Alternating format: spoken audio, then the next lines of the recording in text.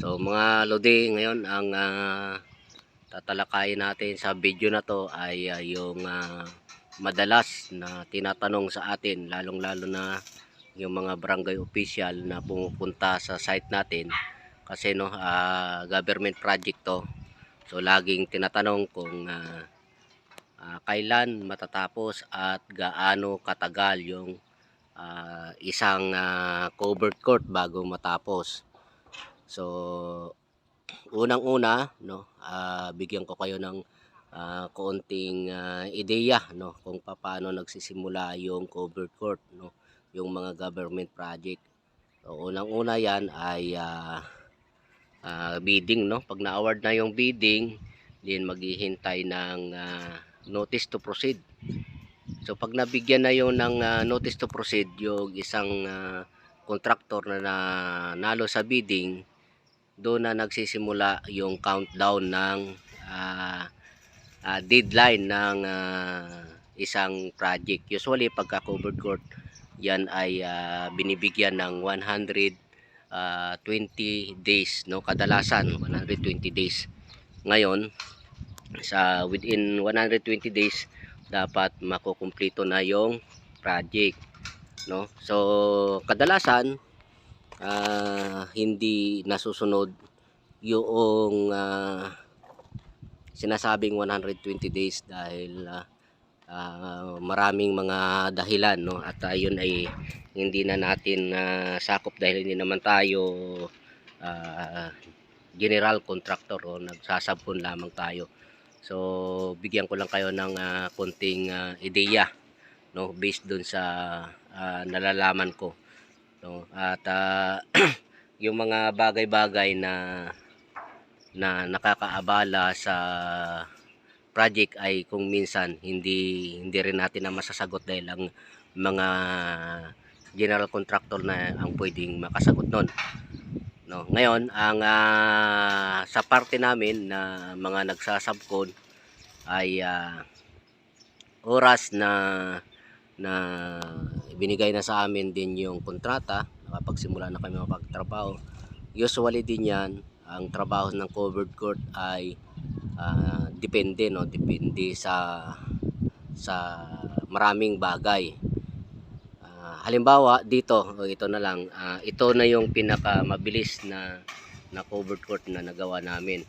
Bali 7 weeks ang trabaho namin dito, simula sa fabrication hanggang sa ito na nga yung kasulukuyang patapos na, kinakabit na lang yung ring, at after na makabit yan, tapos na kami, pack up na kami. So 7 weeks, sa ibang lugar na napuntahan namin ay inaabot kami ng 3 months, or 12 weeks. So depende, kadalasan ang nagiging dahilan diyan yung kuryente. Number 1 yan, kapag mahina ang kuryente, babagal yung trabaho namin. So dito ayun yung transformer na yun, yun yung dito kasi bawal yung makikabit ka kung saan. So yung kooperatiba ang kuryente dito, kaya sabi ni engineer, gumastos sila dyan ng kulang ng 100,000 para sa pagpakuryente. So yan, nagkalagay ng transformer, and then isa pa sa ikinabilis ng trabaho ay yung dating ng materyales. So dito isang bagsak ang materyales dito, so marami, at pagka nag-request tayo ay kaagad-agad dumatating yung materyales dito.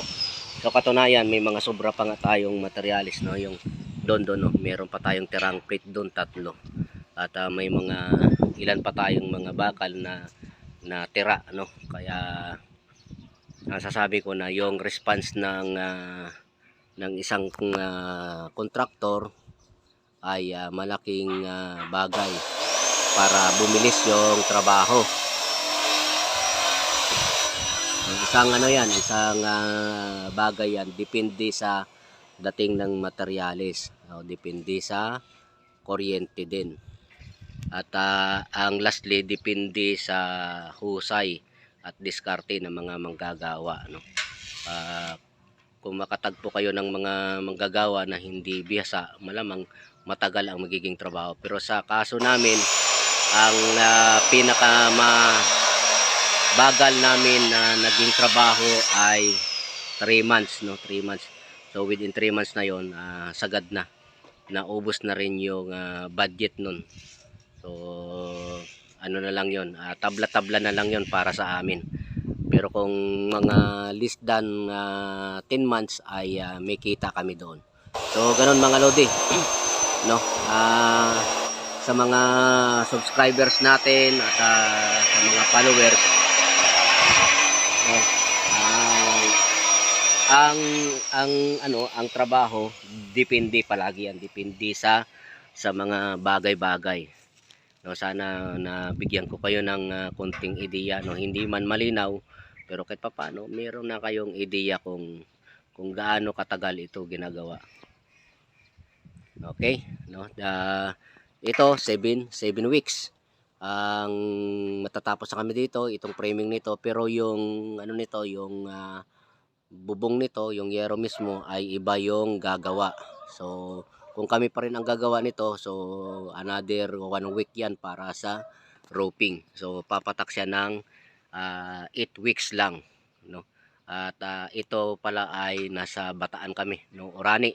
Pangalawang bisis namin na ito nakagawa dito ng ganitong project, same company, no, pangalawang beses ito. At dito maganda ang response nila sa materialis natin at sa mga pangangailangan natin, ay mabilis sila, kaya mabilis din yung naging trabaho natin. At ito na yung pinaka mabilis na nagawa natin, dahil yung nasa Samal ay inabot kami doon ng 9 weeks. So mas mabilis ito ng 1 week. So okay mga lodi, no, summarize ko lang, no, depende yan sa sa mga nagtatanong, lalo na yung mga barangay official. Ang depende yan sa kuryente, depende sa materyales, at depende sa gumagawa, no. Hindi pare-parehas ang magiging sitwasyon. Pero kung kami ang gagawa ay kung mabilis yung kung maraming materyales, maganda kuryente, mas mabilis din namin matapos. Okay, no? Sa mga hindi pa naka-subscribe, no, pa-subscribe na lang kami mga lodi, at paki-share na lang ng mga video namin.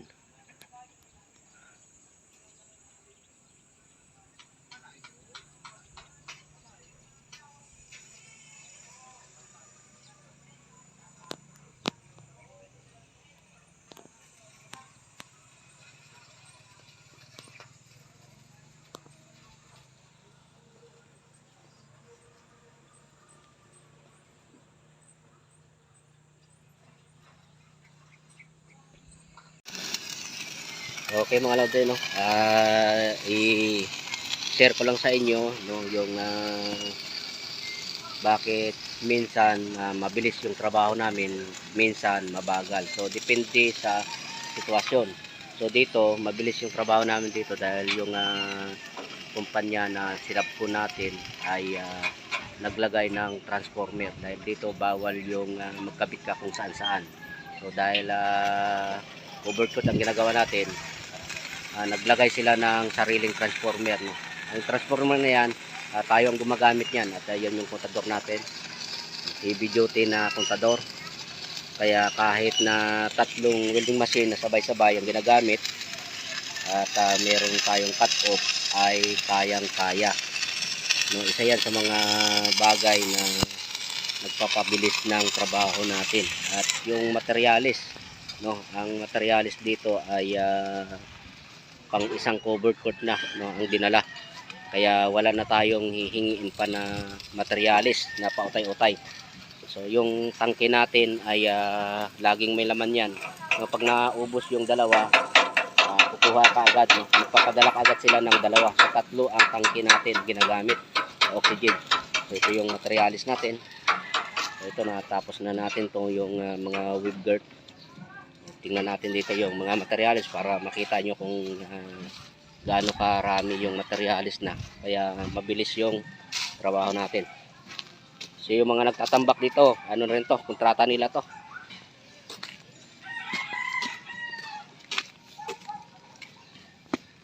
So ito yung mga materialis na gagamitin natin, no. Meron na tayo dito yung mga pang sagrad tsaka pang cross brace, nandiyan na.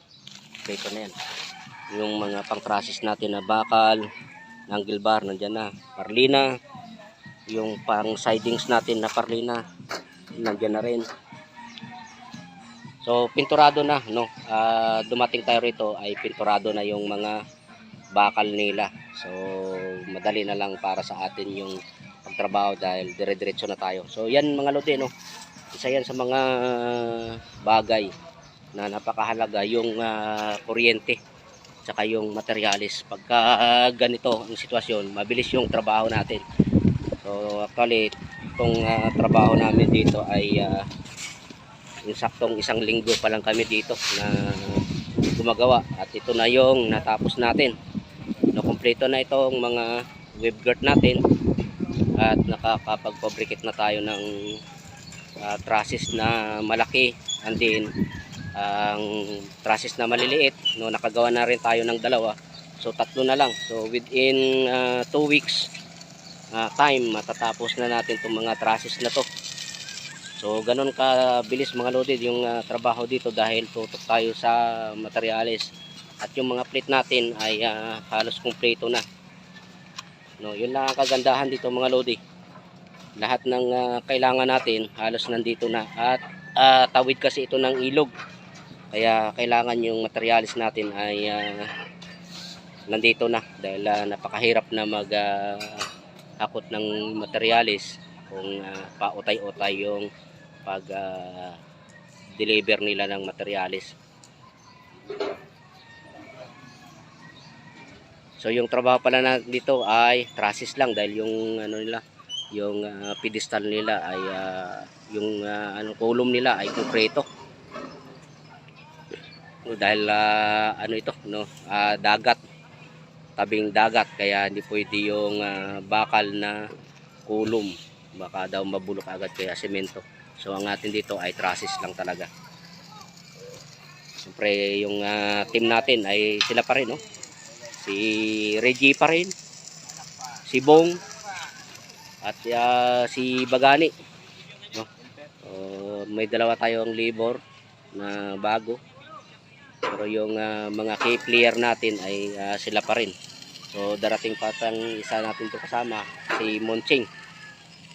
Okay mga lodi, sana naman ay medyo na bigyan ko kayo ng ideya kung bakit kung minsan ay matagal yung isang proyekto, at kung minsan naman ay napakabilis, no. Depende sa kontraktor kung paano nila isusupply yung pangangailangan ng mga fabricator, yung mga gumagawa. Dahil kami kapag nandiyan yung materials ay kailangan bilisan namin ang trabaho. Pero siyempre kahit gaano kakabilis at gaano kakarami yung trabahador nyo, kung wala naman kayong gagamitin at mahina yung kuryente, so wala talaga, no. Talagang mabagal ang trabaho. Okay.